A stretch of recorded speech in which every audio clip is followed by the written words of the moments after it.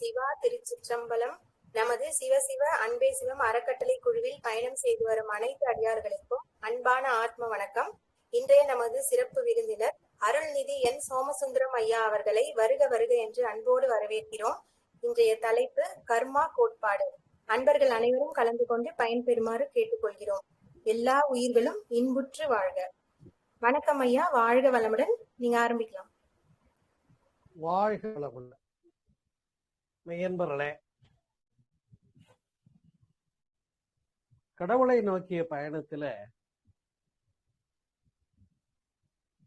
முழுமை பேறு என்று சொல்லக்கூடிய ஒரு பெரும் பேராற்றலை தம்முள் நிறைந்து கொள்ளுவதற்கான முயற்சி, அந்த முயற்சி தான் ஆன்மீகமாக பக்தி மார்க்கமாக எல்லாம் பேசப்படுகிறது. யோகம் என்ற சொல்லும் கூட ஒன்றுதல் என்ற பொருளிலே அறியப்படுகிறது. ஒன்றுதல் என்று சொன்னால் இங்கே மன ஒருமையை மட்டும் குறிப்பதில்லை. நம்முடைய மன இயக்கமும் நாசமாகி பேராற்றல் பரிபூரணம் என்று சொல்லக்கூடிய அந்த முழுமை பொருளை அறிந்து உணர்ந்து போற்றி அந்த நிறைவினாலே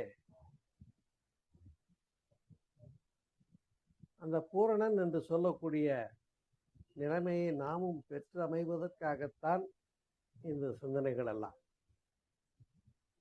ஆனால் இந்த முயற்சியிலே தடையாக இருப்பது எது? இந்த முயற்சியிலே நாம் முக்கியமாக கவனிக்க வேண்டியது எது என்று சொன்னால் கர்மா கோட்பாடு என்று சொல்வது. கர்மம் என்று சொன்னால் செயல் என்பதா. இந்த கர்மம் என்று சொல்லுகின்ற சொல் செயல் மனிதன், விலங்கினங்கள், உயிரினங்கள் எல்லாவற்றுக்கும் உரியதுதான். ஆனால் மற்ற உயிரினங்கள் ஏதோ செயலுக்குரிய விளைவுகளை பின்னோக்கி சிந்திப்பதில்லை. நாம் மட்டுமே மனிதன் என்ற அளவிலே எது என்ன ஏன் எப்படி எங்கிருந்து எதுவாக என்றெல்லாம் சிந்திக்கிறோம். அப்பதான் சொல்றாங்க முன்னை வினை என்று சொல்லுகின்றார்கள். தன்னை அறிந்த தத்துவ ஞானிகள் முன்னை வினையின் முடிச்சை அவிழ்ப்பர், பின்னை வினையை பிடித்து பிசைவர், சென்னியில் வைத்த சிவன் அருளாலே சொல்லப்படுகிறது. ஏனென்று சொன்னால் இறைப்பொருளை பரிபூரண பொருளை நோக்கிய பயணத்திலே தடையாக இருப்பது எதுவோ அதுதான் கர்மா என்பது. கர்மா எங்கிருந்து வருகிறது என்று சிந்தித்தோமே என்று சொன்னால், நாம் ஒன்றை செய்ய விழைகிறோம் என்று சொன்னால் அந்த செய்வதற்கான விளைவு எண்ணம் வந்தால்தானே சொல்லாக செயலாக வர முடியும். நாம எதையுமே இல்லை வருகிறது.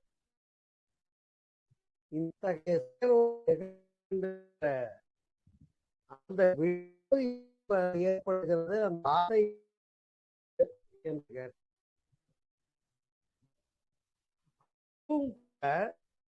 இந்த புலன்கள் அந்த செயலை நிறுத்தி ஒரு அனுமதியை பெற்று விடுகின்றன. காட்சியாக, சுவையாக, இசையாக, இப்படி சரி மனிதனும் சரி தான். ஏற்கனவே புலன் வழி நாம் சொல் செயலே வெளியிலே வந்து எண்ணத்தின் மூலமாக புறப்பட்டு அது புலன்கள் மூலமாக வெளிப்பட்ட வகையில எதையெல்லாம் வாங்கி உள்ளே அமைத்து கொண்டோமோ அதெல்லாம் தான் வினைப்பதிவு என்று சொல்லக்கூடிய. பசு ஒன்றை பார்க்கிறோம், பார்த்த காட்சி கண்ணிலே கொசு அளவினதாக தெரிகிறது. அந்த பசு அவ்வளவு பெருசு அங்க இருந்தாலும் இங்கே எத்தனை அது உள்ள போய் கந்தாலை மூளையில போய் பதிவாகுது. ஆமா, அங்கே மாடு மேய்ந்து கொண்டிருந்தது நான் பார்த்தேன் என்பது இங்க ரெக்கார்ட் ஆகி. இதுபோல நம்முடைய இயக்கங்கள் எல்லாமே நம் மனமாக பிரவೃತ್ತಿ மார்க்கத்திலே போய் புலன்கள் மூலமாக உலகாயுத விஷயங்களை சந்தித்த எல்லாமே. எதை செய்தாலும் அது அங்கே ரெக்கார்ட் ஆகிட்டே இருக்கு. ஒரு போன் பேசுறோம், அந்த போன் பேசுற கணக்கு உரிய வகையில பில்லு வந்துடும். எவ்வளவு நேரம் பேசணும், எத்தனாம் தேதி பேசணும், அது மாதிரிதான் நாமும் நம்முடைய முயற்சிகளில ஏற்படுகின்ற வெற்றி தோல்விகளை பற்றி சிந்திக்க திரும்பி பார்க்கிற போதுதான் அங்கே ஏகப்பட்ட அழுக்குகளையும் குப்பைகளையும் வாங்கி போட்டிருக்கிறது தெரிய வருகிறது. அதையெல்லாம் இருவினை என்று சொன்னார்கள். இருள் சேர் இருவினையும் சேரா, இறைவன் பொருள் சேர் புகழ் புரிந்தார் மாட்டு. அப்ப அந்த இரு வினையும் எங்க நம்மை தீண்டாது என்பதுதான் இன்றைய சிந்தனை. ஏற்கனவே நான் சொல்லிட்டேன், கர்மா என்றால் செயல், வேற ஒன்று குழப்பிக் கொள்ளவில்லை. கர்மா என்றால் செயல். நம்ம ஒண்ணுமே மனதாலேயோ புலனாலேயோ இந்திரியங்களாலேயோ நாம் ஒண்ணுமே செய்யல. கர்மேந்திரியங்கள் ஞானேந்திரியங்கள் ஒண்ணுமே செயல்படாத போது அது பிரம்மமாகவே இருந்தது. ஆனா நாம் அப்படி இருக்க முடியறது இல்லை. எல்லா விளைவுகளும் இந்த அடிப்படை தேவைகள் என்று சொல்லுகிறோம் பாருங்கள், உணவு, உடை, உறைவுள், உடல் கழிவுந்து வேகம், இந்த ஓட்டங்களிலேயே இருந்து கொண்டிருக்க. இப்படிப்பட்ட இந்த ஓட்டங்கள் எல்லாம் என்ன ஆகுது?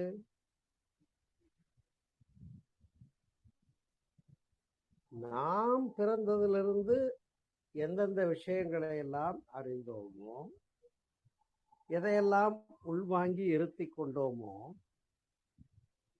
எதையெல்லாம் வெளியில செயல்படுத்தினோமோ, அது அத்துணைக்கும் என்ன நிகழும் என்று கேட்டால், every action there will be equal reaction. இது விதி. எந்த செயலுக்கும் விளைவு இல்லாமல் இல்லை.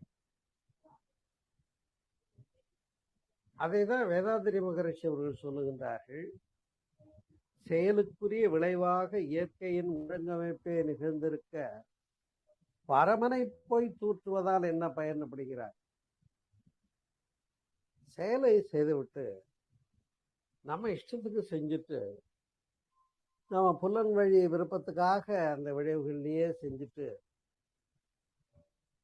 இப்ப இந்த செயலை செய்ததுனால வரக்கூடிய விளைவுகளை மட்டுமே பார்த்துட்டு பயந்து போறோம். ஆனா இந்த விளைவுக்கு மூல காரணம் என்ன என்று சிந்தித்தோமா என்பதுதான் கேள்வி. என்ன ரியாக்ஷன் வந்தாலும் திரும்பி பாருங்க, அது எங்கிருந்து வந்தது, ஏன் வந்தது, திரும்பி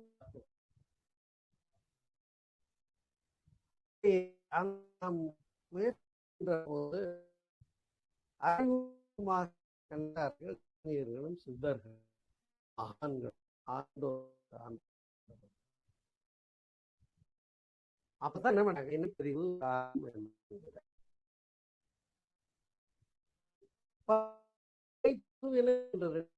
சொன்னாங்க. பழமையின்றது வித்து வழியாக வரக்கூடிய முன்ஜென்ம பதிவு.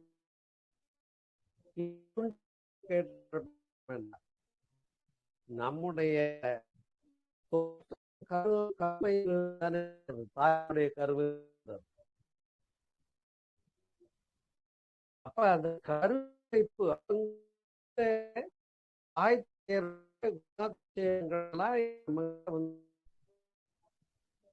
அதை ஜெனடிக்கல் சயின்ஸ் விஞ்ஞானம் இன்னைக்கு ஏற்றுக்கொள்ளுகிறது. ஜீன்ஸ்லயே வந்துடுது, மரபணுக்கள்னு பாக்குறோம் இல்லையா? அப்ப அந்த மரபணுக்கள் மூலமாக இங்கே இந்த பிறவி என்று சொல்லக்கூடியது பிறக்கும் போதே அரியர் பேப்பரோட வருது.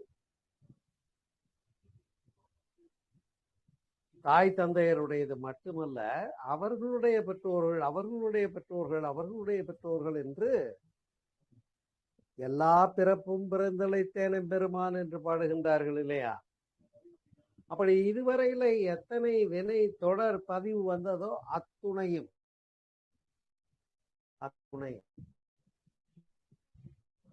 இதுதான் முன்ஜென்ம பதிவு என்று சொல்லக்கூடிய. இதனை அமைப்பு என்று சொல்லுவோம்.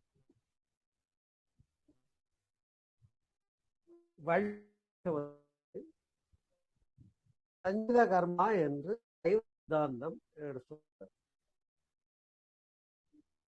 ஆனா இதுவரை தெரிந்து கொள்ள பதிவுகள் கேட்டா வரை நம் என்னென்ன தெரிஞ்சுக்கிட்டோம், அம்மா தெரிஞ்சுக்கிட்டோம், ரப்பரு தெரிஞ்சுக்கிட்டோம். இப்படி தொடர இன்று வரையில எலெக்ஷன் நடக்குது, யார் ஆள்றாங்க, யார் ஆள போறாங்க, எல்லா விஷயங்களையும் வாங்கி உள்ள போட்டோம்.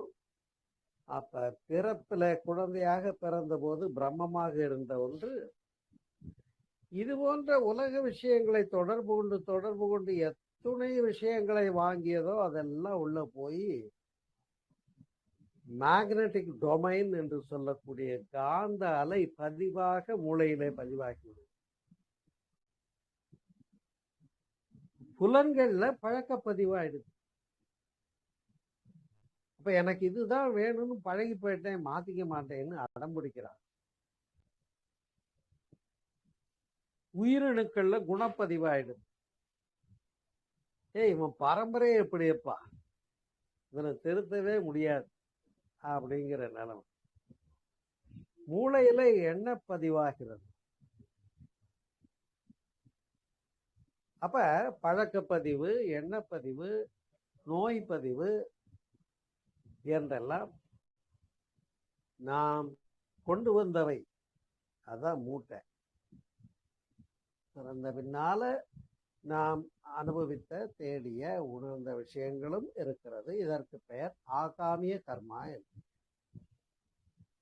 ஆன்மா காமவசப்பட்டு செயல் செய்ததினாலே வரக்கூடிய பதிவு ஆகாமியம் என்று சொல்லக்கூடிய. ஆகாமியமாக முன்வினை தொடராக வரக்கூடிய அது வேறு. இந்த பிறந்த பின்னாலே நாம தேடிக்கிட்டு வரக்கூடிய இது வேறு. இதை நான் இப்ப தேடிக்கிட்டது அது முன்னாலே கொண்டு வந்தது என்று வேறுபாடு. அதைதான் ஆகாமிய கர்மா என்று சஞ்சித கர்மா என்று சொன்னார். சஞ்சிலுன்னா பையன்னு பேர், கருப்பை. இப்ப இதனை வெல்ல வேண்டும் என்றால் என்ன வழியை? சாத்திரங்களும் சூத்திரங்களும் யோக விதிகளும் ஏகப்பட்டது சொல்லிட்டாங்க. என்ன வழி? அதான வேணும். அதுக்கு தானே கேட்கிறப்ப நீங்களும் சொல்லிட்டீங்க, செயலுக்குரிய விளைவுதான். உண்மைதானே? ஒரு பாத்திரம் நிறைய தண்ணி இருக்கு, அது தவறி போய் கீழே விட்டாச்சு. இப்ப அந்த தண்ணி எல்லாம் கீழே எங்க போகும்னா பள்ளவு நோக்கி போகும். தீ பிடிச்சிக்கிச்சு, அது பெருநெருப்பாக பற்றி எரிகிறது. எரிந்தா அது மேல் நோக்கி தான் எரியும். காற்று சுழன்றடிக்கும். இப்ப இதெல்லாம் இயற்கையினுடைய தன்மைகள் இல்லையா? இதைதான் மாற்ற முடியுமா நாம கண்டு? தண்ணின்னா மேல போகட்டும், நெருப்புனா கீழே போகட்டும், நாம விரும்ப முடியாது. அதுதான் லா ஆஃப் நேச்சர்ன்றது. ஏன்னா இந்த உலகம் இருக்கிறது பாருங்க, இந்த உலகம், உலக தோற்றம், இது எல்லாமே இயற்கை நியதி என்ற அடிப்படை. இந்த லா ஆஃப் நேச்சர் என்று சொல்லக்கூடிய இயற்கை நியதியை மீறி எதுவுமே நடக்காது. மனிதன் என்ன பண்றான், அதுல விலகி போய் தன் இஷ்டத்துக்கு எதையோ செஞ்சு பண்ணிட்டு போயிடலான்னு நினைக்கிறான். அப்பத்தான் வம்பே வருது. இயற்கையோடு வாழ்கின்ற விலங்குகளை பாருங்க, ரொம்ப அது பாட்டுக்கு மகிழ்ச்சியா இருக்கு. மழை வந்தா எங்கேயோ ஒன்று ஒதுங்குற இடத்துல போய் ஒதுங்கிக்குது. அது என்ன செய்யணும்னு செஞ்சுக்கணும் காலத்துல. மற்றபடி பெரிய எஸ்டிமேஷன்லாம் கிடையாது.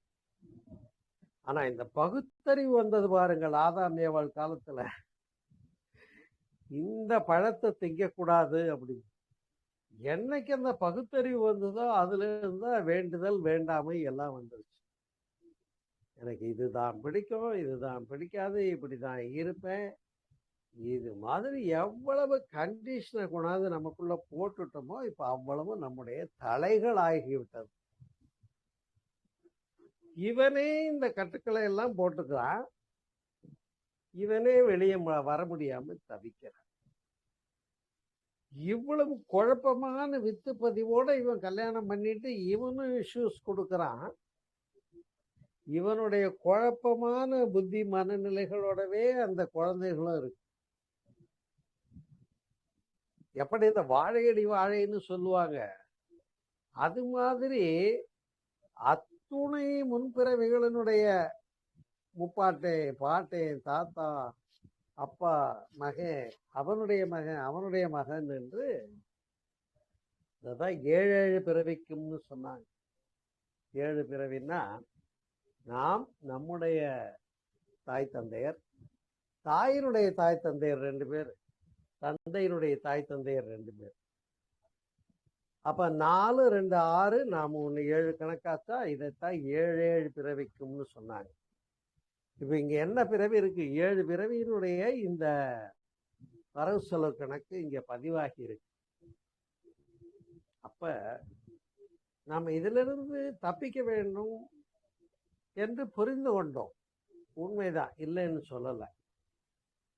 அந்த முயற்சிக்கு எது தடையாக இருக்கிறது என்று சொன்னா, இவனுடைய பதிவுகளே இவனை தடையாக இருந்து அதை நிகழ்த்த முடியாதபடிக்கு காரணம் என்னன்னா, வில் பவர், மன வலிமை குறைவு.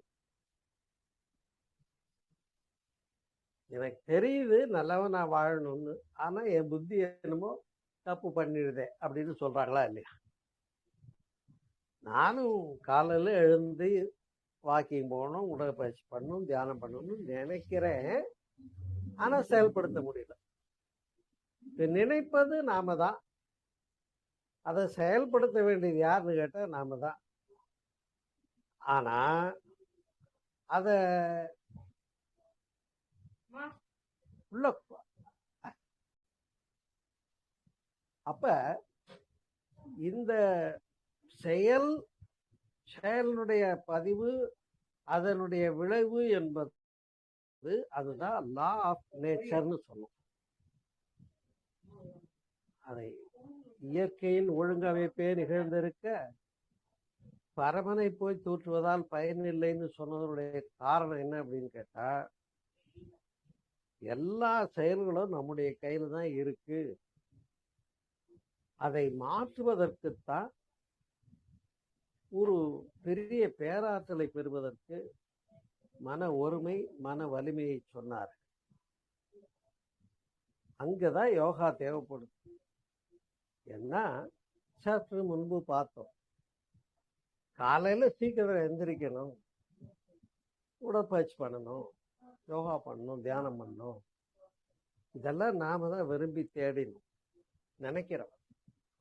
ஆனா அது நாம தான் செய்ய முடியலன்னு சொல்றோம். செய்யணும்னு முடிவெடுக்கிறது யாரு? நாம தான். செய்யலன்னு பின்வாங்கிறது யாரு? நாம தான். அப்ப நாம செய்யணும்னு நினைச்ச உடனே நாம செய்ய முடியலன்னா அங்க எது தடுக்குதுன்னு கேட்டா அதுதான் வினைப்பது. ஒரு வகையில மன வலிமை இன்மை, அந்த வில் பவர் இல்லாததுதான் காரணம். மன வலிமை இல்லாதவர்களுக்கு நினைச்சதை நினைச்சபடி சாதிக்க முடியாது. நல்லது கிட்டது தெரியும். ஆமா, நான் பாட்டுக்கு புலன் வழி செயல்கள்ல போயிட்டனே, ஆஹா போயிருக்க வேண்டாம், ஆனா அங்க அறிவு சொல்லுச்சு, மனசு கேட்கல அப்படிங்கிறமா இல்லையா? எல்லாருக்குமே நல்லது கெட்டது புரியுதா இல்லையா? எல்லாருக்கும் பகுத்தறிவு இருக்கு, நல்லது கெட்டது புரியுது, காரண காரியங்களும் புரியுது. அப்ப அந்த காரணங்களுக்குரிய செயலும் நம்ம கையில தான் இருக்கு. ஆனால் எது தடையாக இருக்கிறது என்று கேட்டா முன்வினை பதிவும் ஆகாமிய பதிவும், சஞ்சித கர்மாவும் ஆகாமிய கர்மா. இப்ப இந்த ரெண்டு தீர்வுகளை பற்றி பேச போறோம். மனிதனாக இருக்கக்கூடியவர்கள் தன்னுடைய உடலிலேயும் மூளையிலேயும் எண்ண பதிவுகளாகவும் வாங்கி போட்டுக்கிட்ட பதிவுகளை எல்லாம் தூய்மை செய்து கொள்வதற்குத்தான் தவம் அறம் மேற்குணையாமே என்று சொன்னார்கள். இழைக்கும் வினைக்கடல் தீர்வுறு தோணி இழைப்பினை நீக்க இருவழி உண்டு. அந்த இழைப்பினை நீக்க இருவழி எது அப்படின்னு கேட்டா தவம் அறம் மேற்குணையாமே என்று சொல்கிறார். அப்ப தவம் அங்கே அவசியம் என்று சொல்லிவிட்டார்கள். தவம் என்றால் நோற்பது, தியானம், மெடிடேஷன், யோகா என்பது நமக்கு தெரிந்த விஷயம். இப்பதான் என்ன எல்லாருக்கும் கஷ்டம்னா, நான் நினைக்கிறேன் முடியலைங்களே, அப்ப என்ன செய்ய? இது எப்படி இருக்குன்னு கேட்டா, ஒரு பெண்ணுக்கு நீண்ட காலமா கல்யாணம் ஆகல, கொஞ்சம் அப்படியே வயசு தள்ளிக்கிட்டே போகுது. தனக்கு நீண்ட காலமா கல்யாணம் ஆகலைன்ன உடனே அவளுக்கு ஒரு மனதில் ஒரு சின்ன டிப்ரெஷன் ஆக ஆரம்பிச்சிருச்சு. இந்த டிப்ரெஷன் அதிகமாகி அவளுடைய வெளிப்பாடுகள்லாம் கொஞ்சம் முரண்பாடா இருக்கு. இப்ப அந்த பொண்ணை சொல்றாங்க, இவ ஏதோ ஒரு மாதிரி நடந்துக்கிறா, மென்டல் மாதிரி இருக்காங்க அப்படின்னு சொல்லப்படுகிறது. இப்ப இந்த குறைபாடு நீங்கணும்னு வைத்தியர்கிட்ட போய் கேட்டாங்க. அவர் சொன்னாரு, அதெல்லாம் கிடையாது, காலகாலத்துல ஒரு கல்யாணத்தை பண்ணி வைங்க, எல்லாம் மன வாழ்க்கை அமைஞ்சா எல்லாம் மனமெல்லாம் மாறி நல்லா ஆயிடும் அப்படின்னு. இப்பதான் கல்யாணத்தை பண்ணா பைத்தியம் தெரியறதா, பைத்தியம் தெரிஞ்சா கல்யாணம் பண்ணிக்கிறதாங்கிற கேள்வி வரும். இந்த பொண்ணுக்கும் நீண்ட காலமா கல்யாணம் ஆகுதுன்னா மனது டிப்ரெஷன்ல இருக்காங்க. டிப்ரெஷன்னால பைத்தியம்னு பேரும் வாங்கிச்சு. ஆனா ஒரு கல்யாணத்தை பண்ணிட்டா சரியா போயிடும். இப்ப பைத்தியம் தெளியது நம்ம கையில இருக்க, கல்யாணம் பண்றது நம்ம கையில இருக்க. தவம் பண்ணணும்னு நினைக்கிறோம், ஆனா முடியல. இப்ப எது நம்ம கையில இருக்கு? வேற வழியே இல்லை. அப்பத்தான் ஆன்மீகத்தை தேடி தேடி வர்றோம். அங்க போய் கடவுள்கிட்ட போய் கேட்டு பார்க்கிறோம், ஏப்பா என்னப்பா நான் தினம் கோயிலுக்கு வரேனே, பிரதோஷம் தோறும் வர்றேனே, கார்த்திகை தோறும் வரேனே, கிரிவலம் வர்றேனே, என்னென்னமோ சேர்றேன், கால பூஜையெல்லாம் வந்து பாக்குறேனே, நீ ஒன்றும் கண்டுக்கவே மாட்டேங்கிறேன்னு அனுபூச்சை நடக்கிறத பார்க்க. அதுல ஒரு வேடிக்கை என்ன அப்படின்னு கேட்டீங்கன்னா நண்பர்களே, இந்த செயல் விளைவு கோட்பாடு என்று சொல்லக்கூடிய ஒன்றை புரிஞ்சுக்கிட்டாக்கா இங்க நம்ம கிட்டதான் ரெசிக்னேஷன் இருக்குங்கிறது தான் பேருண்மை. அதனால்தான் சொன்னாங்க, தியானம் பண்ணா மன ஒருமை வரும், மன ஒருமை வந்தா மன வலிமை வரும், மன வலிமை வந்தா எண்ணியாங்கி எய்துவர். இப்ப நினைச்சே செய்ய முடியலன்னு சொல்றது மாறி போயிடும். நினைச்சது யாரு? நாம தான். செய்யறது யாரு? நாம தான். நான் நினைச்சதெல்லாம் செய்ய முடியும்ன்ற ஒரு இடம் வரும். அதை தான் யோகியர்கள் கண்டார்கள். இதுல யோகத்தை இழுக்கிறீங்கன்னு நீங்க கேட்கறது, யோகா எடுக்காதவங்க கேட்கறது எனக்கு தெரியுது. வேற வழியே இல்லை. நம்முடைய உடம்புல இருக்கக்கூடிய 6 ஆதார மையங்கள், அந்த சென்டர்ஸ், அந்த 6 ஆதார மையங்கள்லயும் ஆற்றலை மேலெழுப்பிக் கொள்ளக்கூடிய யோக கலையில என்ன சொல்றாங்க அப்படின்னு கேட்டா, உருவ மத்தியில நின்று தியானம் செய்கிற போது மன இயக்கத்தை ஒழுங்கு பண்ற பிட்யூட்டரி கிளாண்ட் அங்க இருக்கு. அந்த மன இயக்கத்தை ஒழுங்கு பண்ற அந்த பிட்யூட்டரி கிளாண்டுங்கிறது இருக்கிறது உண்மைதான். அதுதான் 6வது சக்கரமாக்கிய ஆகினை, கண்புருவ போட்டு, நெற்றிக்கண், சுழுமுனா நாடி, லலாடஸ்தானம் என்றெல்லாம் சொல்லக்கூடிய அவ்வளவு முக்கியமான இடம். நெற்றிக்கண் சொல்றாங்க இல்லையா? அப்ப 6வது அறிவுக்கு மேல 7வது அறிவு. ஐயறிவு விலங்கினங்களுக்கு, 6 அறிவு மனிதனுக்கு. அங்க இன்னொரு எக்ஸ்ட்ரா சென்சரி பர்செப்ஷனல் ஃபோர்ஸஸ் சொல்லக்கூடிய புலனுணர்வுக்கு அப்பாற்பட்ட சக்திகள்னு உண்டுன்னு கண்டாங்க யோகியர்கள், ஞானியர்கள். நாம அதை புரிஞ்சுக்கிறதுக்கு தான் யோக கலை தேவைப்படுது. அதனால்தான் தவம் செய்யறவங்க இலர் பலராகிய காரணம் இல்ல, முடியல, கிடைக்கல, நடக்கலன்னு கஷ்டப்படுறவங்க.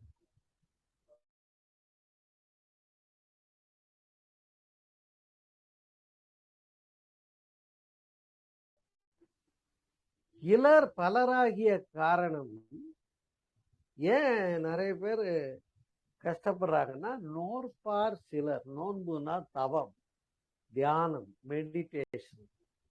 நோற்பார் சிலர், பலர் நோலாதவர். வள்ளுவம் சொல்லுகிறார். அதே வள்ளுவம், தவம் செய்வார் தம் கர்மம் செய்வார், மற்றெல்லாம் அவம் செய்வார் என்றும் வள்ளுவம் சொல்லுகிறார். தவத்தினாலே, யோகத்தினாலே என்ன நன்மை என்று கேட்டா, இந்த இடம் மன இயக்கத்தை ஒழுங்கு பண்ற பிட்யூட்டரி கிளாண்ட் இருக்கிறதுனால யோகா பண்ணும்போது 6 ஆதாரம் கடந்து இங்க தியானம் பண்ணும்போது மன ஒருமை, லயம், concentration, meditation, yoga. By yoga என்ன கிடைக்குது அப்படின்னு சொன்னா, மன ஒருமை, லயம். அந்த லயத்தினால என்னன்னா,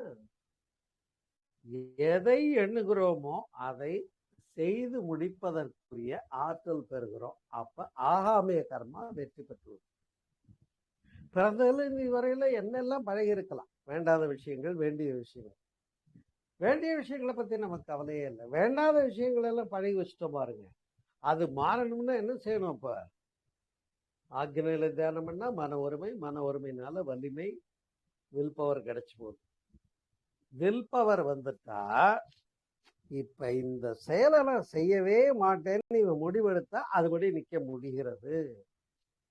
இந்த செயலை நான் செய்தே தீர்வேன்னு முடிவெடுத்தா அந்த செயலை செய்யறது இவன் கைவசமான விஷயமாகி விடுகிறது.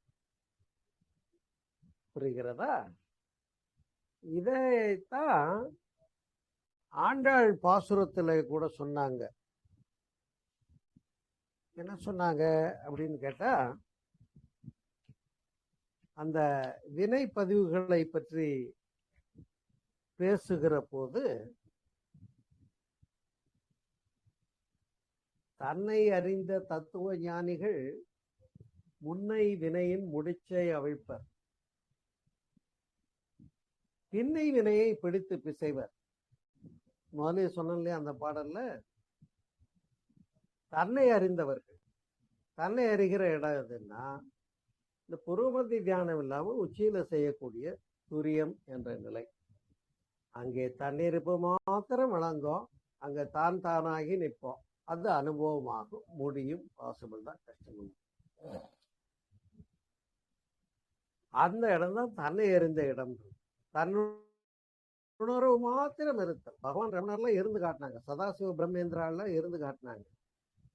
எல்லா மகான்களும் அந்த குறிப்பிட்ட ஃப்ரீக்குவன்சியில அமைதி நிலையில போய் நிக்க தெரிஞ்சவங்க. அதனாலதான் யோகாவுல துரியம், அறிவியல், யோக நித்திரை, தூங்காத தூக்கம், பிரம்மப்புழை, தாடலை, திருவடி, சகசிரகாரம் என்றெல்லாம் சொல்லப்பட்ட இவ்வளவு இம்பார்ட்டன்டான இடம் இந்த இடம். அப்ப தன்னை அறிந்த தத்துவ ஞானிகள் முன்னை வினையை, பழவினையை எல்லாம் காலி பண்ணிடுவாங்க. பழவினையே காலி ஆகுதுன்னா புகுவினை எல்லாம் பிறந்த பின்னால தேர்னதில்ல. அததான்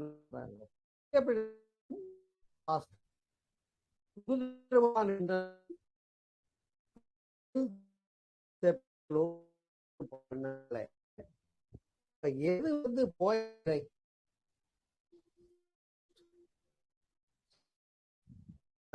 வித்தல பதிவாயிடுச்சு. அதாவது இதனால இந்த பதிவான புலன்வழி பழகிட்டோம். இப்ப புலன்கள் குடிச்சு பழகினவங்களுக்கு அதை விட முடியல. இன்னொரு கெட்ட பழக்கத்தை பழகினவங்களுக்கு அப்ப இங்கதான் என்னது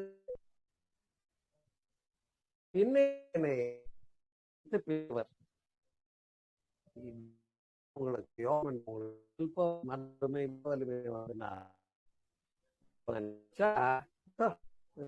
தொட மாட்டேன் போட்ட இது செய்யணும்னு நினைக்கிறோமோ அதை செய்து காட்டும் ஆற்றல் முடிகிறது. அதுக்கு மென்டல் ஃப்ரீக்குவன்சி என்று பெயர். மன அலை சுழல் alpha waves, beta waves, gamma waves, theta waves, delta waves 5 stages இருக்கு. அதை தான் ஜாக்கிரம், சொப்பனம், சுழுப்தி, துரியம், துரியாதீதம்னு சொன்னாங்க.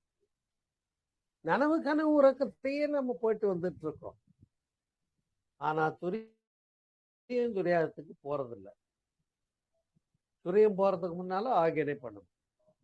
அதனாலதான் இங்க பொட்டு வைக்க சொன்னாங்க. எல்லாரும் கரெக்டா போட்டு வச்சுக்கிறோம். அதனாலதான் விபூதி எடுத்து சொன்னாங்க. விபூதி இறை அனுபவம்னு சொல்லுது. அப்ப விபூதிங்கிறது அந்த சாம்பலை இங்க பூசிக்கிறோம். அதே திருமண் அணியறதுன்னு இப்படி போட்டு காட்டினாங்க. இடகலை பெஞ்சலை வழியா சுழும்னா நாடியில உணர்வு பெற்று இங்க உச்சிக்கு வரணுங்கிறது செங்கோடு போட்டு மேல எழுப்பி காட்டின அடையாளங்கள்லாம் கரெக்டா போட்டுக்கிட்டோம். செய்ய வேண்டியது செய்யாதனால்தான் இவ்வளவு வம்புக்கும் காரணம். புரியுதா? இப்ப அததான் ஆண்டாள் பாடுறாங்க. போய பிழையும் புகுதருவான் என்றனவும் தீயினில் தூசாகும் செப்பேனும். தீனா எந்த தீ? ஞானாகினி. புரிந்து கொள்ளுங்கள். தீனா இது இந்த இடத்துல இந்த நெருப்பு வெறும் நெருப்பை நினைச்சிடக்கூடாது. ஞானாகினி. அப்ப ஞானம் என்று அறிந்து கொள்ளல் தானே இப்பொழுது நிகழ்ந்து கொண்டிருக்கிறது. இப்ப என்ன ஆயிட்டு இருக்கு? என்னங்க நான் ஒரு தப்புமே பண்ணல, எனக்கு எல்லாம் வருதுன்னா முன்வினை வந்திருக்கு. நான் நல்லவனா தானே இருக்கேன். ஏன் இந்த சொசைட்டி இப்படி இருக்குன்னா இது சமுதாய வினைன்னு பேரு. நான் நல்லா தானே எல்லாம் பண்ணணும்னு முயற்சி பண்றேன். மழை வந்து கிடக்குதே, வெள்ளம் வந்து கிடக்குதே, பூகம்பம் வந்து கிடக்குதேன்னா அது இயற்கை வினைன்னு விதின்னு பேரு. அப்ப அந்த இயற்கை விதியை சமுதாய வினையை வெல்ல முடியுமா என்ற ஒரு கேள்வியை சித்தர்கள் கையில் எடுத்தார்கள், வெற்றி கண்டார்கள். நாமும் யோகாவை கையில எடுத்தோம்னா வெற்றி காண முடியும். அவ்வளவுதான் நான் சொல்ல வர்றேன், வேற ஒண்ணு. யோகம் செய்தால் வெற்றி பெறலாம். செயல் நம்ம கையில ஆயிடும். நான் தான் செய்யறேன். இதை செய்தால் என்ன நடக்கும் நடக்காதுங்கிற கணக்கு, கால்குலேஷன், அறிவு இருக்கு இல்லையா? இருக்கிறது சொல்ல போனா அந்த உள்ளார்ந்த நிலை உள்ளுணர்வு ஒரு வார்த்தை புரிச்சுக்கணும். எனக்கு அப்ப மனசுல இது இப்படி சரியா வரும் சொல்லுமா? இதுக்கு பேர் தான் கூடிய உணர்வு. யோகாவில் அந்த இன்ட்யூஷன் உள்ள போய் அப்ப இளையராஜாமா கவி எழுதுறதா கையில வச்சா விழுகுதுங்கிறோம். அதே போலதான் ஏனிலே எழுத்து தானே வரும்னு வேற சொல்றாங்க. நானும் உங்களோடு உரையாடுகின்ற நேரத்துல நான் அந்த பேராற்றலோடு இணைந்து கொள்ளுகிற காரணத்தினால எந்த தயாரிப்பும் தேவையில்லை. என்ன நம்ம பிராக்டிக்கலா அனுபவிக்கக்கூடிய விஷயங்களை அனுபவிச்சு வெற்றி கண்டு வந்திருக்கிறோம். அப்ப இதை வழிகாட்டத்தால் வேதாதிரி மகர்ஷி கொடுத்த மனவளக்கலை. இப்ப எண்ணம் ஆராய்தல், ஆக்சிஜனமிதல், சினம் தவிர்த்தல், கவலை ஒழித்தல், நான் யார், இன்னும் தத்துவ தலைப்புகள், இதெல்லாம் என்னன்னா ஞான மார்க்கம் என்று பெயர். அதான் ஞானத்தீன்னு பேசிட்டு இருக்கோம். ஞாபகம் வந்துருச்சா? பலிக்கு சரியா வருதா? தன்னை அறிந்த தத்துவ ஞானிகள் முன்னை வினையை முடிச்சு அவிழ்ப்பர், பின்னை வினையை பிடித்து பிசைவர், சென்னியில் வைத்த சிவன் அருளாலே. இதே போலத்தான் போயவிழையும் புகுதருவான் என்றும் போயவிடை பாஸ்ட் பண்ணியாச்சு, இங்க ரெக்கார்ட் ஆயிடுச்சு. பண்ணிட்டு ஒரு செயலை செய்த ரெக்கார்ட் ஆகாம போகாது. அது மட்டும் புரிஞ்சுக்கோங்க. அது எங்க போயிடும்? செய்தது யாரு? நம்ம தானே. ரெக்கார்டு அது 1க்கு 2 தடவை மேல் பதிவு போட்டீங்கன்னா அதுக்கு பலம் அதிகமாயிடுது. அது உங்களை ஆட்டி வைக்கும். புரியுதா?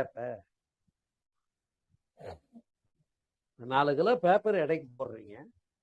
இந்த பக்கம் தராசு தட்டுல என்ன பண்றீங்க?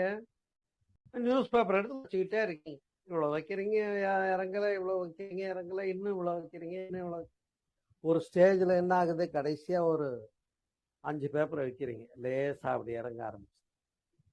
இன்னும் ஒரு பேப்பர் 2 பேரை தூக்கி வைக்கிறீங்க. இப்ப முள்ளு பேலன்ஸ்டா காட்டுது. இப்ப கடைசியா வச்ச அந்த 5 பேப்பர் அல்லது 2 பேப்பர்ல தான் எடை சரியாச்சுன்னு சொல்லுவீங்களா? எல்லாமே கிடையாது. அப்ப அதே போலதான் செயல்களை செய்யறதுக்கு பேரு மேல் பதிவுன்னு பேரு. நாம் போட்டுட்டே இருக்கோம் வேண்டாத பதிவை. இங்க அறிவு சொல்லுது, வேண்டாம், வேண்டாத வேலையை செய்யாத, இது பழக்கமாகி நீயே மாட்டிக்குவேன்னு சொல்லுது. ஆனா இவன் செஞ்சு இவனாதான் ஈகோ, தன்முனைப்பினாலே இவன் மாட்டிக்கிட்டான். இப்ப போய் பரமனை போய் தூற்றுவதால் அவன்கிட்ட கணக்கு கேட்டா எப்படி இருக்கு? உனக்கு பகுத்தறிவு கொடுத்துட்டேனப்பா, நீ பார்த்து எதை செய்யணுமோ செய்யணும், எதை வேண்டாமோ விடணும். நீயா தேடிக்கிட்ட, நீயா வாங்கி கட்டிக்கிட்ட, நீ பண்ண, நீ அனுபவின்னு சொல்றதுதான் கர்மா கோட்பாடு, வேற ஒண்ணு. அப்ப அது எந்த ஒரு பொறிப்புலன்களை நாம அளவுக்கு மீறி செயல்படுத்துறோமோ, அனுபவிக்கிறோமோ, அதை வற்புறுத்தி வேலை வாங்குறோமோ, அந்த பொறிப்புலன் பின்னாடி சீக்கிரம் ரிட்டைர்மெண்ட்டுக்கு வந்துடும். உண்டா இல்லையா? இப்ப கரும்பு சாப்பிட்றோம், பொங்கலுக்கு நல்லா இருக்குன்னு இஷ்டத்துக்கு சாப்பிட்டா என்ன ஆகும் தெரியுமில்ல? வாயெல்லாம் வெந்து போகும். வேற எதுவும் அடுத்தா போல வாயில வைக்க முடியாது. அப்ப என்னாச்சு? இங்க இருக்கக்கூடிய ஜீவகாந்த எழுச்சிக்கு ஏற்ற மாதிரி அதை சீரமைத்து அளவு முறை காக்கலைன்னா அது முரண்பட்ட ஆசையே அங்க துன்பத்துக்கு காரணம். புரியுதா? அப்ப நாம தானே செஞ்சோம். இதை அளவில்லாம கரும்பு நல்லா இருக்குன்னு வக்கனே தின்னோம், இனிப்பு நல்லா இருக்குன்னு தின்னோம். இப்ப சுகர் வந்துருச்சு. மூச்சு பயிற்சிகளே பண்றதில்ல, உடற்பயிற்சிகளே பண்றதில்ல, வாக்கிங்கே போறதில்ல. நல்ல பிரீத்திங், இன்ஹேல் எக்ஸேல் இருந்தா தானே ஆரோக்கியம் இருக்கும். அது இயற்கையினுடைய வரப்பிரசாதம். நாம அதை புறந்தோம்னா அது நம்மளை புறந்தோம். நாம அதை போட்டு பார்த்தா அது நம்மளை போட்டு பார்க்கும். இந்த சைனஸ் ட்ரபிள், ஈசனோபிலியா, ஆஸ்மா, இந்த மாதிரிலாம் சொல்றாங்க இல்லைங்க. தண்ணி சேரல, காத்து சேரல, வெயில் சேரல. இவரெல்லாம் என்னன்னு கேட்டா இயற்கையிலிருந்து தன்னை விலக்கி கொண்டவர்கள். ஏசியிலே உட்கார்ந்துருப்பான், அவனுக்கு என்ன சேராம போயிடும். அது மாதிரிதான் இப்ப செயல் எல்லாமே நம்ம கையில இருக்குன்னு புரிஞ்சுக்கோங்க. இப்ப இந்த செயலை சரி பண்ணிக்கிறதுக்கு தவம் செய்வதனால பழவினை புகுவினையை சரி பண்ண முடியும்ன்றத புரிஞ்சுக்கோங்க. ஆகினாலே தியானம் செய்கின்ற காரணத்தினாலே வில் பவர் கிடைக்கிறதுனால இந்த வில் பவர்னால அந்த செயலாக்கம் பெறுவதிலே வெற்றி பெறுகிற மனிதன் யோகி, வேற ஒன்று. அதே போல இந்த மூளையில தானே எல்லா பதிவுகளும். அதுதான் ஜெனட்டிக்கல் சயின்ஸ்னு பார்த்தோம் நம்ம ஆரம்பத்திலேயே. அப்ப அந்த கருவழி பதிவு, பாரம்பரியம் இல்லையா? விதைகள்ல கூட மரபணு மாற்றப்பட்ட விதைகள்னு சொல்றாங்கல்ல. விதையிலேயே அந்த தாவரத்தை என்ன பண்ணிடுறாங்க, எப்படி வேணுமோ ரீமேக் பண்ணி வைக்கிறாங்க. ரைட்டா? அது இன்னைக்கு அது எவ்வளவு இடைஞ்சல் பண்ணுது நமக்கு. இதே மாதிரி தான் அன்பர்களே, நாம் நம்முடைய முன்னோரிடத்திலிருந்து வேண்டிய வேண்டாத பதிவு வந்திருக்குன்னு புரிஞ்சுக்கணும். அது வேண்டிய பதிவுகளை பற்றி கவலைப்படுறதுக்கு இல்ல. என்னெல்லாம் வேண்டாத பதிவு ஒப்பனுக்கு வர்ற மாதிரி மூக்கு மேல கோபம் சுருன்னு வருது பாருன்னு சொல்றாங்க இல்லையா? அதே மாதிரி அப்பாவுக்கு இருந்த சுகர் வருதா, பிபி வருதா, தோல் நோய்கள் வருதா, இன்னும் என்னென்ன இல்லாமோ இதெல்லாம் வழி வழி பதிவு. இதுதான் சஞ்சித கர்மா. புரியுதாப்ப? பிறந்தது நீ பண்ணிய அதுக்குரிய வினைப்பதிவெல்லாம் புலன்ல, செல்லுல, பழக்கத்துல, எண்ணத்துல இருந்து நம்மள ஆட்டி வைக்குது, நடத்தி வைக்குது. இப்ப இதுக்கு பேர் தான் ஆகாமிய கர்மா. இந்த ரெண்டையும் இருள் சேர் இருவினையும் சேரா இறைவன் பொருள் சேர் புகழ் புரிந்தார் மாட்டு என்று சொன்னது போல மேல்பதிவு, தேய்த்தழித்தல், நிர்மூலம் என்று 3 வகையிலே நீக்கிக் கொள்கிறோம். மேல்பதிவு என்றால் என்ன? அந்த அல்லனவற்றை செய்கின்ற விஷயத்திலிருந்து விலகி நல்லது செய்ய போயிட்டே இருக்கணும். நல்லது செய்துட்டேனே பாவி பாவின்னு தெரியும் பார்த்துட்டு கதறிக்கிட்டு இருக்க கூடாது. நல்லது செய்ய ஆரம்பிச்சிடணும். இனிமேல் தவறு செய்ய மாட்டேன், இனிமேல் நல்லது மட்டுமே செய்வேன்ற டெசிஷன் எடுத்து செஞ்சுட்டே போங்க. அது தானா சரியா போகும். திரும்ப திரும்ப செய்யுங்க அது நல்லதை. மேல் பதிவு. அப்ப இந்த தேய்த்தழித்தல் நிர்மூலம்ங்கிறது என்னன்னு கேட்டா துரியாதீதத்துல அது அப்சல்யூட்டா போற இடம். ஆகினை துரியாதீதம் என்று 3 தவநிலைகளை பற்றி, அதனால்தான் வேதாத்திரி மகரிஷி அவர்கள் கொடுத்திருக்கிறார்கள். நாம் தவம் செய்கிற போது மன ஒருமை, மன வலிமை பெற்றுவிட்டால் நம் வாழ்க்கை நம் கையில். முன்வினை பதிவுகளை மாற்றிக்கொள்வதற்கு it will take some time. இப்ப ஒருத்தர் இந்த ரெண்டுலையும் பியூரிஃபை ஆயாச்சு கர்மா வச்சுக்கோமா. இப்ப இந்த ரெண்டுலையும் பியூரிஃபை பண்ணிக்கிட்டாச்சு அப்படின்னு வச்சுக்குவோம். இப்ப இவர் ஞானியினுடைய ஒரு பரிபக்குவ நிலைக்கு வந்துட்டார்னே வச்சுக்குவோம். ஆனால் இவருக்கு விளைவுகள் எப்படி இருக்கும் சமுதாயத்திலிருந்து அப்படின்றது ஒரு கணக்கு இருக்கு இல்லையா? அப்ப அந்த சமுதாய விளைவுகளை பற்றி அப்படி திரும்பி பார்த்தா அது என்ன அப்படின்னா, அதை தான் நான் முன் சொன்னது போல 2 விஷயங்கள் இருக்கிறது. இயற்கை பேராற்றல், சமுதாய வினை. ஏன்னா நாமளும் சமுதாயத்துல ஒரு அங்கமா இருக்கோம், சமுதாயத்துக்குள்ளதான் இருக்கோம். இப்ப நம்ம எல்லாம் ஓட்டு போட்டு தானே நல்லவங்க ஆட்சிக்கு வர்றாங்க. நாம ஓட்டு போடுறது நல்லவங்களுக்கு போடணும், அப்பதான் நல்லவங்க ஆட்சிக்கு வருவாங்க, நல்ல ஆட்சியா நடக்குங்கிறது நமக்கு தெரியும். நாளைக்கு தெரிஞ்சு போயிடும் ரிசல்ட். தெரியுதா? அதுக்குதான் சொன்னாங்க, வாழ தெரியாதோர் வாழும் நாட்டில் ஆள தெரியாதோர் ஆட்சிதான் நடைபெறும் மகரிஷி சொல்றார். வாழ தெரியாதோர் வாழும் நாட்டில் ஆள தெரியாதோர் ஆட்சிதான் நடைபெறும். அப்ப நாம நல்லவங்களை தேர்ந்தெடுத்து உட்கார வைக்கிற அளவுக்கு நாம தெளிவுள்ளவங்களா இருந்தா நாம ஓட்டு போடுறவங்க நல்லவங்களா இருப்பாங்க. நாம ஓட்டு போடுறவங்க நல்லவங்களா இருந்தா அவங்க நல்லாட்சி செய்வாங்க. இதுதான் சமுதாயம். அந்த நாள்ல வேணா பாரம்பரியமாக அரச குடும்பமாகவே அவன் மகன் ஆட்சிக்கு வந்து ஆட்சி செய்தான், அதை ஏற்றுக்கொண்டார்கள். அப்ப இவ்வளவு பிரச்சனைகள் கிடையாது. அங்க அவங்களுடைய பண்புகளே வழி வழியாக நல்ல பண்பு, அரச குலத்தவர்கள் என்று சொல்லக்கூடிய அளவுக்கு மாண்பு பெற்றிருந்தார்கள். நான் இப்ப அப்படி இல்லை, எல்லாத்துலயும் பரம்பரையை கொண்டு வரணும்னு அவசியம். ஏன்னா யாரோ ஒரு தனி மனிதன் கூட ஒரு சிறந்தோங்கி அப்துல் கலாம் ஐயாவை போல வர முடியும் இல்லையா? அப்ப சமுதாய வினைங்கிறது ஒண்ணு இருக்கு, இன்னொரு பக்கம் இயற்கை விதின்னு ஒண்ணு இருக்கு, லா ஆஃப் நேச்சர்ன்றது. நான் முன்பு சொன்னேன் இல்லையா, பஞ்சபூதங்களை பொறுத்த வரையிலே மண் ஈர்ப்பு சக்தி உள்ளது, புவியீர்ப்பு சக்தி உண்டுதானே. அதனால நீர் பள்ளத்தை நோக்கி போகும், நெருப்பு மேல் நோக்கி எரியும், காற்று சுழன்றடிக்கும். இதெல்லாம் லா ஆஃப் நேச்சர். இப்ப இதை அப்படியே நம்ம தகமைவோ பயன்படுத்திக்கிறோம் சயின்ஸ் மூலமா, அது வேற விஷயம். ஆனா அந்த இயற்கைக்கு எதிராக ஒன்று செய்தால் அது நம்மளை திருப்பி போட்டு பார்க்குதா இல்லையா? புரியுதா? நான் சொல்ற உதாரணம் புரியல. உதாரணம் சொல்றேன். குளோபல் வார்மிங் புரியுதா? உலக உருண்டை இப்ப என்ன ஆயிட்டு இருக்கு? வெப்பமயமாதல்னு சொல்றாங்க. வெப்பமயமாதல்ன்றதுனால இப்ப அந்த பக்கம் எரிமலை வெடிக்குது, இந்த பக்கம் எவரெஸ்ட் சிகரம் எல்லாம் பனிமலை எல்லாம் உருகி கடல் பெருசாகிட்டு இருக்கு, உயர்ந்துகிட்டு இருக்கு. அப்ப ஏதோ நடக்க போகுது வம்புன்னு சொல்லி பயப்படுறாங்க. இந்த உலகம் அழிந்திரும்னு பயப்படுறாங்க. அப்ப இந்த குளோபல் வார்மிங் பயப்பட வேண்டிய விஷயம். கேரி பேக்கை வாங்கி மண்ணுக்குள்ள போட்டுக்கிட்டே இருக்கும். அது 25 ஆண்டு கழிச்சாலும் மண்வெட்டி போட்டு எடுக்கும்போது அப்படியே வருது கேரி பேக். பிளாஸ்டிக் உபயோகம்.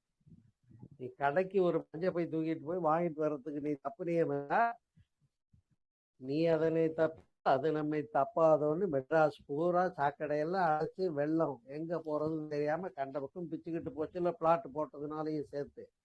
இப்ப இதுதான் இயற்கை சமுதாய வினைன்னு ரெண்ட புரிஞ்சுக்கிட்டு இந்த ரெடியும் சரி செய்ய வேண்டிய பொறுப்பும் யார்கிட்ட இருக்குன்னா உங்ககிட்ட தான் இருக்கு, என்கிட்ட தான் இருக்கு. அதுக்காக தான் எனக்கு ஒரு 73 வயசானாலும் இதை இடைவிடாம பேசிக்கிட்டே இருக்கணும், சொசைட்டிக்கு போய் சேரணும், நம்ம சொல்லிடுவோம், மக்கள் இதெல்லாம் புரிஞ்சு ஒவ்வொருத்தரும் பர்ஃபெக்ஷன் வரணுன்ற பேராசை எனக்கு. அதனாலதான் பெண்மை மனிதத்தின் முழுமைன்னு ஒரு 3 ஜெனரேஷனை பெண்கள் தூய்மை செய்ய முடியும்ன்றதுக்கு ஒரு புத்தகம் எழுதியிருக்கேன். அது பதிப்புல இருக்கு. அதுக்காக நீங்கள் ஏதேனும் கொடையாக உங்களுடைய வள்ளல் தன்மையை எனக்கு கூகுள் பே மூலமா செய்ய முடியும்னா செய்யுங்க. நான் குழுவில் பல தடவை சொல்லியிருக்கேன் உங்கள்கிட்ட எல்லாம். நல்ல முயற்சி இது. பெண்மை மனிதத்தின் முழுமைன்னு சீக்கிரமே புத்தகம் பிரிண்ட் ஆகி வந்துடும். ரெடி ஆயிடுச்சு, ப்ரூஃப் எல்லாம் பார்த்து. விரைவில் வெளியீட்டு விழாவும் வைக்க போறேன்.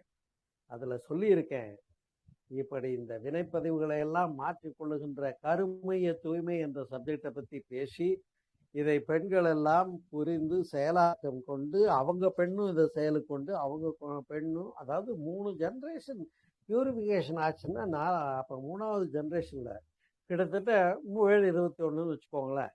ஒரு 20-25 வருஷத்துலயாவது ஒரு உரிய மாற்றத்தை இந்த சமுதாயம் உலகம் காண முடியும். புதிய பெண் உலகம் படைப்போம் என்று குறிப்பிட்டிருக்கிறேன். சிந்திப்போம், சந்திப்போம், வருக. இந்த உரையை கேட்டவங்க சந்தேகம் கேளுங்க, தயவு பண்ணி. இந்த உரையை கேட்டவங்க ஷேர் பண்ணுங்க. இந்த உரையை கேட்டவங்க அந்த புத்தகத்தை வாங்கி படிங்க. இப்படின்னா நல்ல விஷயங்கள்ல நீங்களும் தோள் கொடுங்க.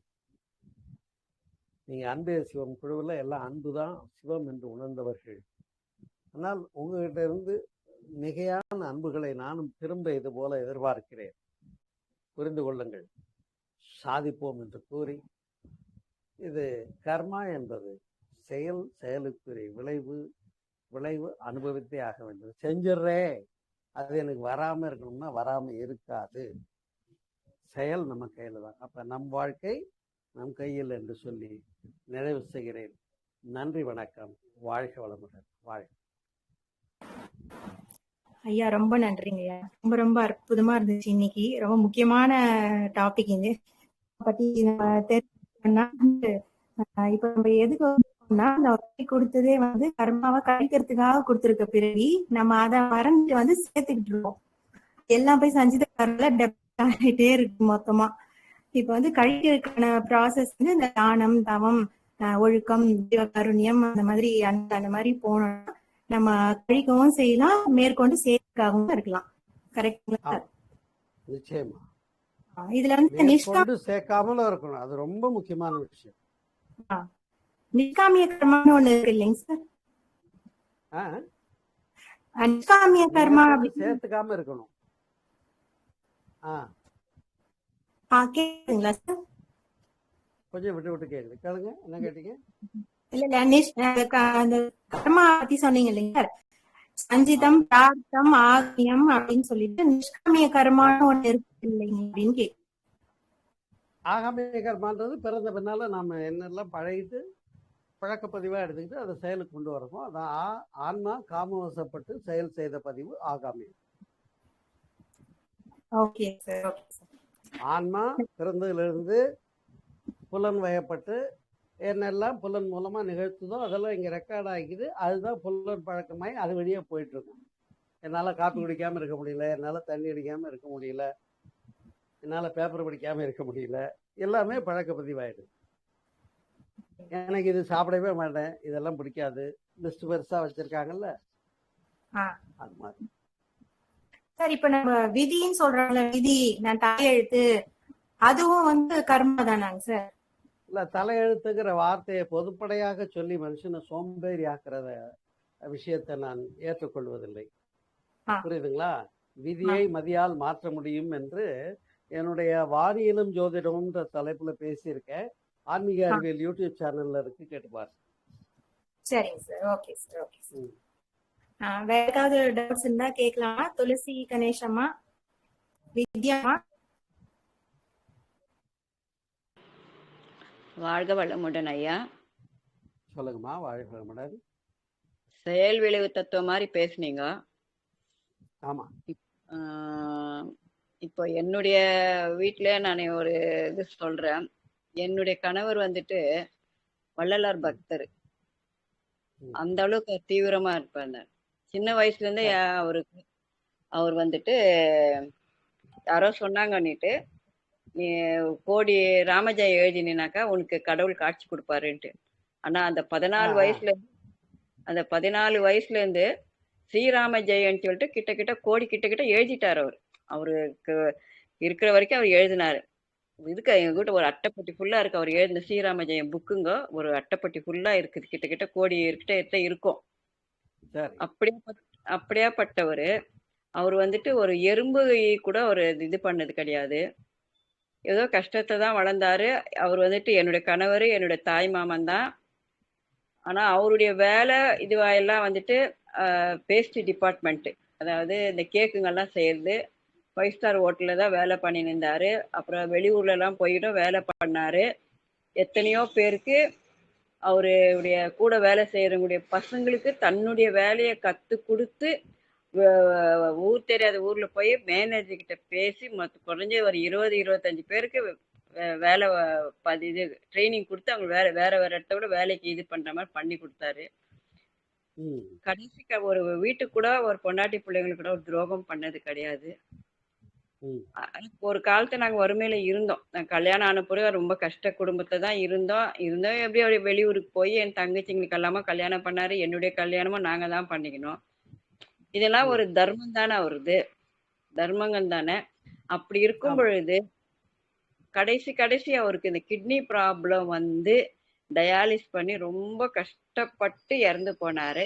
அது என்ன நியாயம்ட்டு நான் கேட்கிறேன் கடவுளுக்கு. சரி, கேள்வி முடிஞ்சதா? கேள்வி கொஞ்சம் நீளமா இருந்தா கூட கேள்வி எனக்கு புரிஞ்சிருச்சு.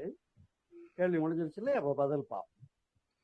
அதாவது நான் என்னுடைய பேச்சுடைய இடையிலேயே சொன்னேன், எந்த ஒரு பொறிப்புலனை நாம் முறையில்லாமல் அணுகுகிறோமோ, அனுபவிக்கிறோமோ, செயல்படுத்துகிறோமோ, அந்த பொறிப்புலன் சீக்கிரம் ரிட்டையர்மெண்ட்டுக்கு வந்துடும்னு ஒரு வார்த்தை சொன்னேன் இல்லையா? அதுபோல இந்த இயற்கையின் ஒழுங்கமைப்புக்கு முரண்பாடாக நாம் செய்கிறதுல சில விஷயங்களை சொல்லலாம்னா வேதாத்திரி மகிழ்ச்சி சொல்லியிருக்கார், நீங்களும் கேள்விப்பட்டிருப்பீங்க. உணவு, உழைப்பு, உறக்கம், உடலுறவு, எண்ணம், இந்த 5 அளவோடு இருக்கணும். இந்த 5 எது ஒன்று மிகினும் இடர் செய்யும், குறையினும் இடர் செய்யும். அழகான ஒரு லா ஆஃப் நேச்சரை மனிதனுக்கு கொடுத்துட்டு போயிட்டாங்க மகிழ்ச்சி. இப்ப இப்படியே திரும்பி பார்த்தா வேதாதிரி மகர்ஷியை பார்த்து ஒருத்தவங்க கேட்டாங்க, நீங்க பெரிய காயகல்பம்லாம் சொல்றீங்க, உங்களுக்கு தலை நிறச்சு போயிருக்கு, கண்ணாடி போட்டிருக்கீங்களேன்னு. அது சொன்னாங்க, என்னுடைய முன்வினை செயல்பாடுகள்ல உள்ள கண்ணுக்கு அதிகமா ஸ்ட்ரெயின் பண்ணது இல்லை வித்து பதிவுல வந்தது, அதனால எனக்கு போட வேண்டியதாயிருச்சு. ஆனா நான் இந்த ஞானங்களை எல்லாம் 35-40 வயசுக்கு மேலதான் கண்டு காயகல்ப கலை எல்லாம் உங்களுக்கு சொல்லி கொடுக்குறேன். ஆனா நீங்க 15-20 வயசுல செஞ்சீங்கன்னா இன்னும் நல்லா இருக்கலாம்னு சொன்னாங்க. நாம நல்லாதான் இருக்கோம். அதே போலத்தான் எங்க பிணக்குங்கிறது, இப்ப சயின்டிஸ்ட் கிட்ட போய் இந்த நோய் வந்தது, இது என்ன ஃபால்ட்டுனால வந்ததுன்னு கேட்டாக்கா டாக்டர்ஸ் வில் ரிப்ளை. புரியுதுங்களா? அதனால எல்லா நோய்க்குமே இப்ப காரண காரியங்களை சொல்லி சரி பண்றது. ஒரு கிட்னி மாற்று டயாலிசிஸ் நீங்க தானே சொல்றீங்க, இன்னும் ஒரு 25 வருஷத்துக்கு முன்னால டயாலிசிஸ் இருந்ததுன்னா இல்லை. அது மாதிரி சயின்ஸ் வந்து இன்னைக்கு டேலி பண்ணிட்டு தான் போகுது. மனிதனுடைய மதியின் ஆற்றலால விதியை வென்று கொண்டு தான் இருக்கிறார்கள். அதுல ஏதோ ஒரு சில இடங்கள்ல ஒரு சில நேரங்கள்ல ஏற்படுற சின்ன சறுக்கல் என்ன ஆயிடுது, டேலி பண்ண முடியாத போது இயற்கை ஜெயிச்சுடுது பாருங்க. இப்ப சொன்னேன்ல, சமுதாய வினை இயற்கை வினைன்னு, இயற்கையை ஜெயிச்சுடுது. அதுதான் அங்க நடந்தது உங்க வீட்டுக்காரர் அப்படின்னு இதை எடுத்துக்கலாம். சரியா? அது மட்டும் இல்ல, என்ன எத்தனை வயசுல இருந்தாரு? அவர் இறங்கும்போது 66 நினைக்கிறேன், 65 66 கொஞ்சம் ஆனா அவர் பரவாயில்ல. ஜாதகத்துல தீர்க்க சரியா? ஆயுசு முன்னால 40ல போறவங்க எல்லாம் இருக்காங்க இப்ப, இல்ல, அவர் இல்லையா? ஜாதகத்துல பிபிங்கிறாங்க. சொல்லுங்க. தீர்க்க ஆயுசுன்னு கொடுத்துருந்தாங்க. ஆனா ரொம்ப கஷ்டப்பட்டு தான் இது பண்ணா. பிள்ளைங்க எல்லாம் ஒரு கையெடுத்து தலையெடுத்து இது பண்ண ஒரு வீடு வாசல் பண்ணும்போது அவரு அதெல்லாம் நான் பார்த்து ரசிக்கிறதுக்கோ இது பண்றதுக்கோ இல்லாத போயிட்டாரேன்ட்டு தான். பரவாயில்ல. அது வந்து நீங்க இந்த இடம் வந்து இன்னும் கொஞ்சம் வேற ஒரு விஷயம் புரிஞ்சுக்கணும். பிறப்புக்கு முன்னும் இறப்புக்கு பின் உயிரின் நிலைங்கிறதுல பகவான் ரமண மகரிஷி கிட்ட ஒரு அந்த கட்டுரையை நீங்க என்னுடைய ஆன்மீக அறிவியல்ல போய் படிச்சு பாருங்க, கேட்டு பாருங்க. பிறப்புக்கு முன்னும் இறப்புக்கு பின்னும் உயிரின் நிலைன்னு பேசியிருக்கேன், கேட்டு பாருங்க. அந்த ஒரு தடவை அதை கேட்டீங்கன்னா இந்த கேள்விக்கெல்லாம் அதுல பதில் இருக்கு. இது டாபிக் வந்து அந்த டாபிக் உள்ள போகுது. இப்போ நான் பேசிட்டு இருக்க டாபிக், அவர் 60 வயசுக்கு மேல இறந்துட்டாரே ஏன்னாக்கா அப்ப மரணத்தை பற்றி புரிஞ்சுக்கிற விஷயத்த பேச வேண்டியிருக்கு. இருந்தாலும் ஒரு சின்ன பதில் உங்களுக்கு சொல்லணும் இந்த நேரத்துல. நான் நீங்க கேள்வி பெருசா கேட்டா கூட என்ன இன்னும் வேற யாராவது கேள்வி கேட்கணும் வெயிட்டிங்ல இருப்பாங்க. அதனால சின்னதா பதில் சொல்றேன். பகவான் ரமணர்கிட்ட போய் ஒருத்தவங்க சொன்னாங்க, அது அவர் இருந்தார் இல்லைங்க, அவர் செத்து போயிட்டாருங்கன்னு வருத்தத்தோட சொல்லிட்டு எல்லாரும் பேசிக்கிட்டாங்க. அப்போ பகவான் சொன்னாங்க, பரவாயில்ல, அவ போயிட்டவா நிம்மதியா போயிட்டா, அது ஒன்றும் தப்பு இல்லை, நாம இருக்கிறவங்க தான் கஷ்டப்பட்டுக்கிட்டு இருக்கோம் இந்த உடம்புல சிக்கிக்கிட்டு அப்படின்னு பதில் சொன்னாங்க. அதனால மரணம் என்பது ஒரு விடுதலைன்னு அதில் நான் பேசியிருக்கேன், நீங்க கேட்டு பாருங்க, நல்லா இருக்கும். சரிங்க ஐயா, வாழ்க வளமுடன் ஐயா. வாழ்க்கை. வேற கேள்வி ஏதாவது இருக்கா?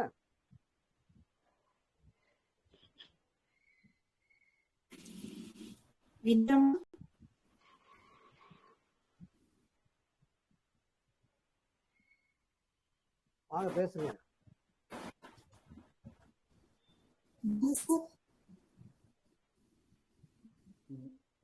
வித்யா, நீங்க ஏதாவது கேக்குறீங்களாமா?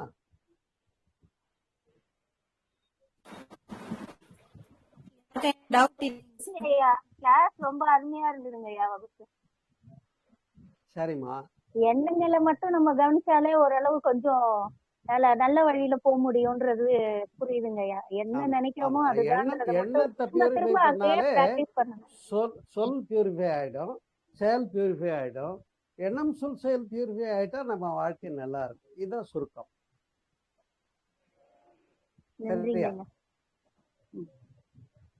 அதை தாண்டி அப்ப அவங்க அம்மா கேள்வி கேட்டாங்கன்னா அதெல்லாம் முன்வினை பதிவெல்லாம் அதுல இருக்கு. சஞ்சித கர்மா பத்தி பேசணும்ல, அதெல்லாம் இருக்கு. கருவமைப்புன்னு ஒண்ணு இருக்குல்ல, அதெல்லாம் இருக்கு. சந்திப்போம். நிறைய பேர் இருந்தாங்க, இவ்வளவு பேர் தான் இருக்காங்க. ஏன் 10 பேர் இருந்தாங்க. ஆமா, ஏன் வேதாமா எல்லாரையும் அனுப்பிச்சு விட்டீங்க அதுக்குள்ள? நான் அப்படியே கிளாஸ் கேட்டுட்டு இருக்கேன், யாரும் வந்தாங்க பாக்கல. ஸ்டார்டிங்ல 10 பேர் இருந்தாங்க, இப்ப ஒரு 6 பேர் இருக்காங்க. சிக்னல் கூட நடுவுல கொஞ்சம் மிஸ் ஆயிடுச்சு சார், அதனால இருக்கும். ஆனா இன்னைக்கு ரொம்ப அருமையா இருந்துச்சு சார், சூப்பரா இருந்துச்சு. வேற ஏதாவது கேள்வி இருக்கா? முடிச்சுக்கலாமா? முடிச்சுக்கலாம் சார். நன்றி. வேற எதுவும் இல்லைங்க ஐயா, எல்லாம் துரியத்துல இருங்க. இன்று இந்த மதிய வேளையில் ஐயா சோமசுந்தரம் ஐயா அவர்கள் செயல் விளைவு தத்துவத்தை பற்றி அருமையாக விளக்கம் தந்தார். சோமசுந்தரம் ஐயா அவர்கள் வாழ்க வளமுடன், அவருடைய குடும்பம் வாழ்க வளமுடன், அவருடைய தேக ஆரோக்கியம் வாழ்க வளமுடன், அவருடைய சேவைகள் வாழ்க வளமுடன். இந்த குழுவில் கலந்திருக்க அனைவருக்கும் அருட்பேராற்றல் கருணையினால் உடல் நலம், நீலாயில், நிறை செல்வம், உயர்ப்புகள், மெய் ஞானம் பெற்று ஓங்கி வாழ்க. வாழ்க வளமுடன், வாழ்க வளமுடன், வாழ்க வளமுடன், வாழ்க வளமுடன் அனைவருக்கும். நன்றிங்க ஐயா. நன்றிங்கம்மா. வாழ்த்துக்கள். அனைத்து உள்ளங்களுக்கும் மிக்க நன்றி. வாழ்க வளமுடன்.